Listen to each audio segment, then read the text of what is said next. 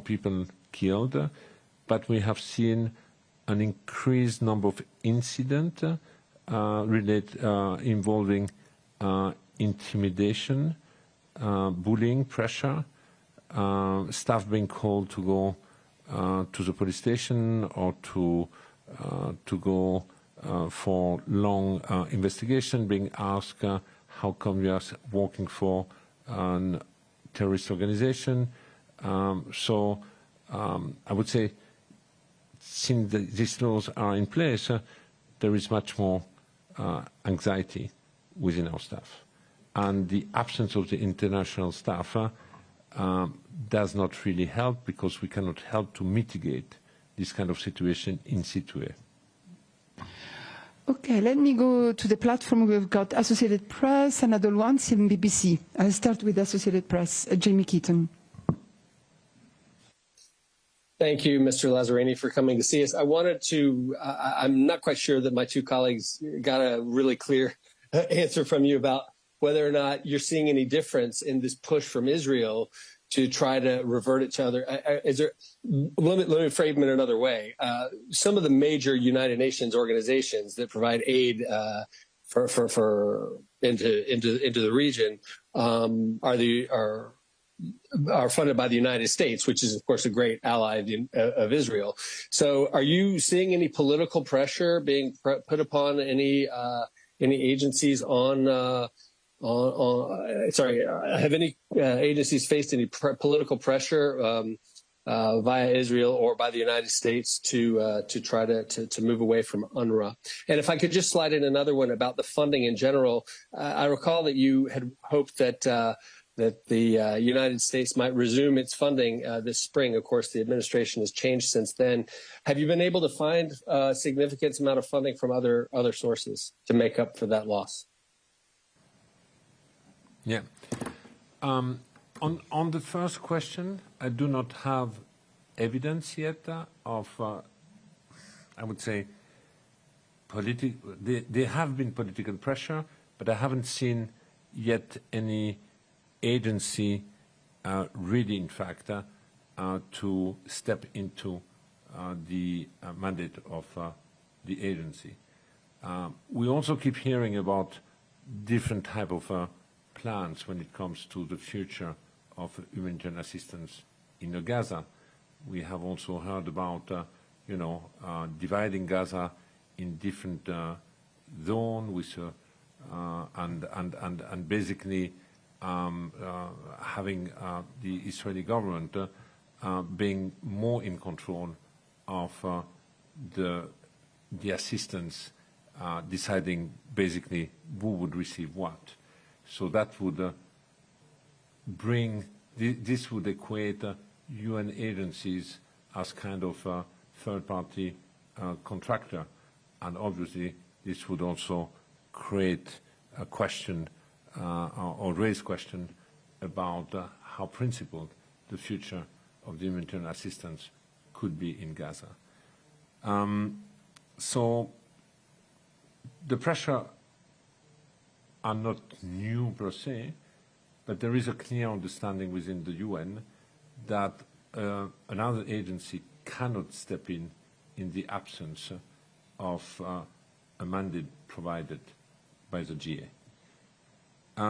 Regarding the US funding, as you said, we waited March. I was hopeful that the funding might resume. It's clearly not the case. The funding landscape has completely changed, not only for UNRWA, but for the entire humanitarian and development community. I think colleagues sitting here in Geneva are very well aware about this. Now, I would say the alternative for an agency like ours, one, we continue to have a strong support from Europe, and number two, if we want the agency to survive, we need to have the agency within a political framework. The political framework is the one being proposed by the Arab countries, which would also mean that if this framework is adopted in the future and being the one being implemented, I would also expect increased contribution from this part of the world. Thank you very much. Let's go to another one. See the Turkish News Agency, Mohammed. Yes, thank you so much, Alessandra. Thank you for these briefings.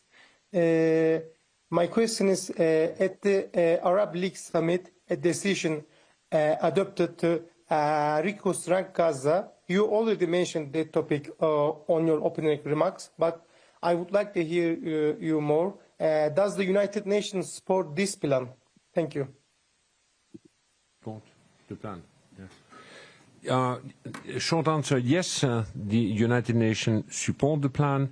The Secretary General was in Cairo during the Head of State, League of Arab Head of State last week. The UN also, together with the World Bank and the European Union, has contributed to the damage assessment in the Gaza Strip. We talk about a need of $54 billion to fund this plan. Now, when it comes to an agency like ours, we will certainly not play the same role we used to play in the past. UNRWA cannot be involved in rebuilding houses, entire neighborhood in the camp, but we will primarily focus on rehabilitating our schools and our health center, and then we will also primarily focus on what I would call the software, meaning the education and primary health part of the agency. Thank you very much. Imogen Fox, BBC. Hello, Mr. Lazzarini. Thanks for taking my question. I wonder if you could kind of let us know your thoughts on the blockade. What's it actually about? We've just heard, while you've been talking, the ICRC has put out a statement also warning of a really deteriorating humanitarian situation. Is this blockade, is it designed to encourage other humanitarian agencies to step in? Is it maybe to show a sign that there's no point returning at all to northern Gaza? I mean, obviously you're aware that there have been other proposals, notably from the United States, about what a future Gaza could look like and who might live there. I don't know what the real intent is, but whatever the intent is, it's clearly a weaponization of humanitarian aid into Gaza. If you block all the entry point, you create a situation of where you use basic humanitarian assistance and food as an instrument to achieve a political goal or a military goal, which is contrary to any international humanitarian norm. So I think the intention we will know certainly in the coming days or coming weeks. We hear in the media that it has a political intent. Will it achieve it or not? No one really knows at this stage. But basically, we are back to a situation which prevailed at the beginning of the war, when there was a total siege imposed on Gaza, and we have seen the situation deteriorating very, very quickly.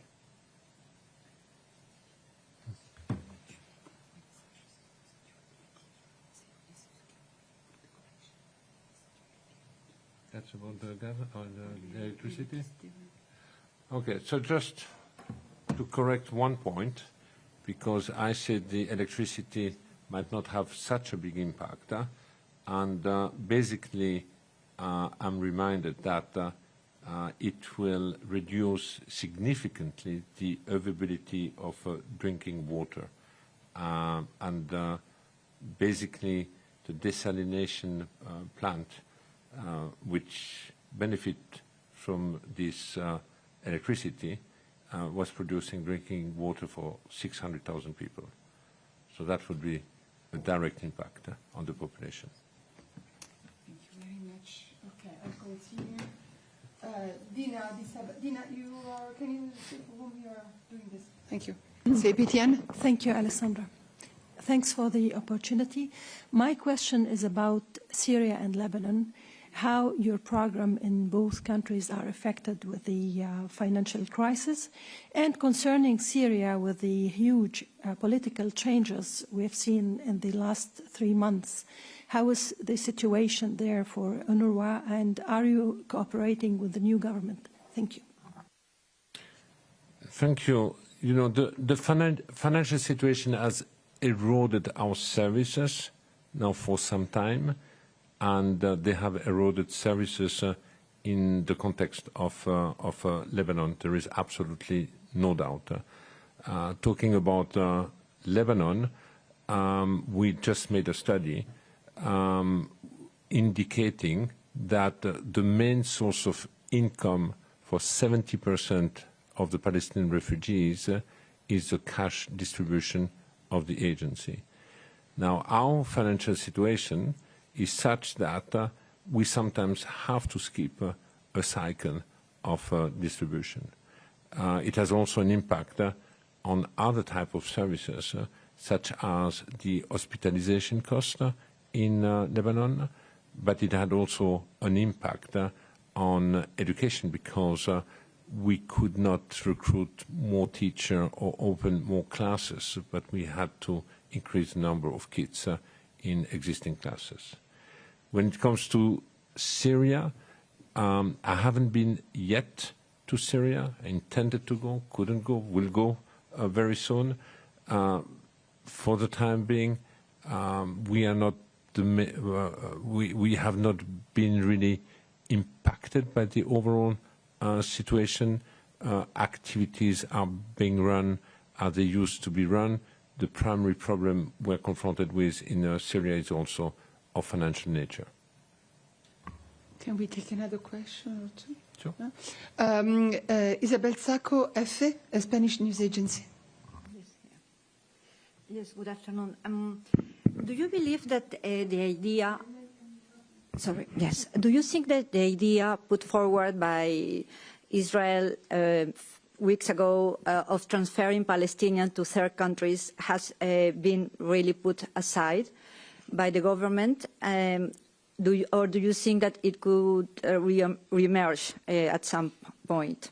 And in relation to this, given the international geopolitical situation and the resources that Europe, you mentioned Europe as a group of countries that you would like to see come with more funds, but now the Europeans are more worried, concerned by the resources going to defense. So in that sense, do you think that it would be really possible to make Gaza a place where life is possible? That's a very good question. Life in Gaza has been unbearable for some time, already before October 2023, but became hell after October 2023. And when you see how devastated the Gaza Strip is, I do believe it's definitely a legitimate question. But Gaza is, where the Gazans come from, and that's their land. And they see their future in their own land. So the question is, how do we make Gaza livable again, basically? Are the plan to transfer people outside? No, they are never completely outside. They bump up. There are certainly members in the government who basically hope that such a plan or agenda be implemented or fully implemented. But we all know what that would mean. Forced transfer. Forced transfer is cleansing, an ethnic cleansing of a population. So I really hope that what has been now proposed by the Arab state, endorsed by the Arab League, endorsed by the OIC, will become the alternative plan, because through this plan, that means also we keep the unity of the future of a Palestinian state. I'll take a last question there. Can you please introduce yourself? Yes, thank you. Yes, thank you very much. My name is Satoko Adachi from Yomiuri Shimbun, a Japanese newspaper. Could you give us your observation of how the Palestinian people are affected by the Israel is doing in the region, given the fact that there is a blockade of humanitarian aid in Gaza and intensified campaign aiming at the annexation of the West Bank, and then also there is a violation of the ceasefire in Lebanon, and then also de facto annexing a large part of southern Syria?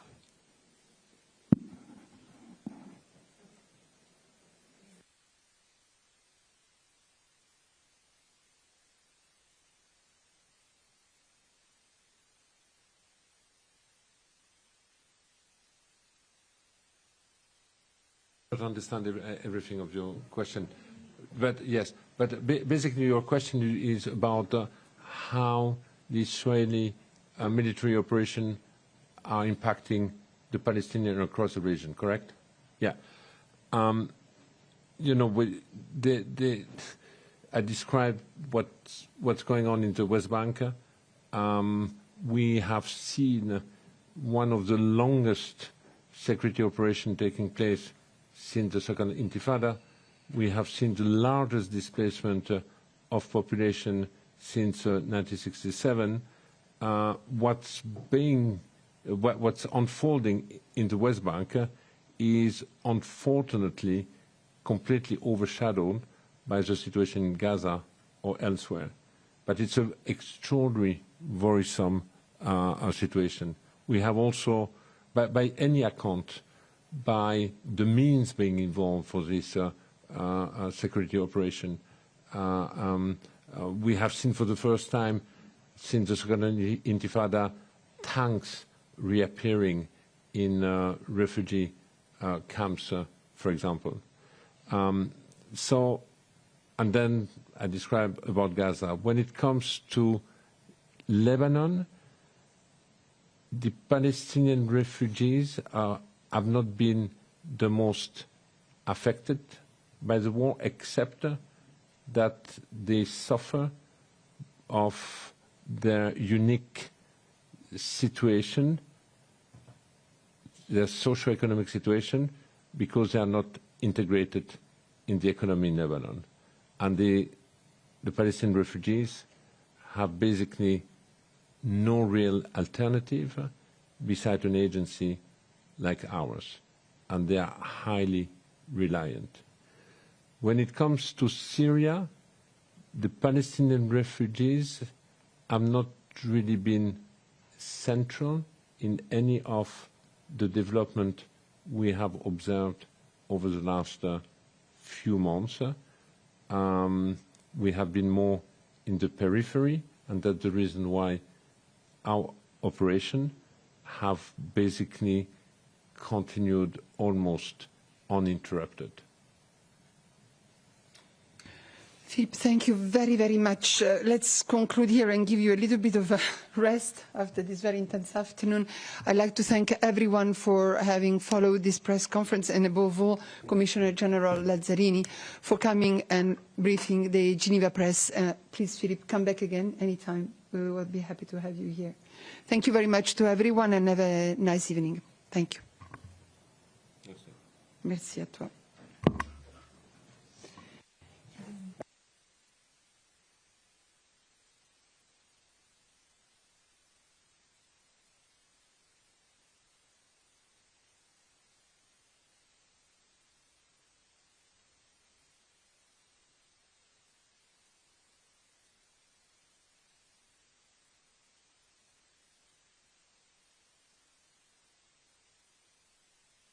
I've just been given the remarks of Philippe Lazzarini, so we'll send them to you straight away.